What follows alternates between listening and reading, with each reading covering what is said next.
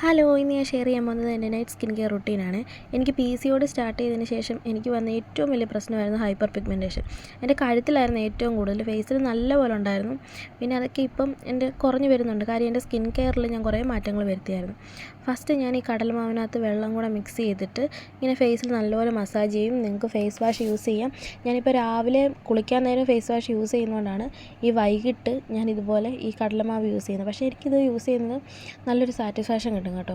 എനിക്ക് ഭയങ്കര ഇഷ്ടമാണ് ഇങ്ങനെ യൂസ് ചെയ്യാൻ വേണ്ടിയിട്ട്. നല്ലപോലെ ഒന്ന് മസാജ് ചെയ്ത് കൊടുക്കും, ഇങ്ങനെ ആ കണ്ണിൻ്റെ മണ്ടയിലും എല്ലാം. ഒത്തിരി ഇട്ട് ഉരയ്ക്കരുത്. ഞാനിങ്ങനെ ഇങ്ങനെ വീഡിയോ സ്പീഡിലാക്കി എടുക്കുന്നതുകൊണ്ടാണ് നിങ്ങൾക്ക് ഭയങ്കരമായിട്ട് ഞാൻ സ്പീഡിൽ ചെയ്യുന്ന പോലെ തോന്നുന്നത്. ഞാൻ വളരെ പതുക്കെയാണ് ചെയ്യുന്നത്. പിന്നെ ഫേസ് കഴുകിയ ശേഷം ആ മിക്സിൻ്റെ ബാക്കി വന്നുണ്ടെങ്കിൽ അത്, അല്ലെങ്കിൽ വേറെ കടലമാവ് എടുക്കുക.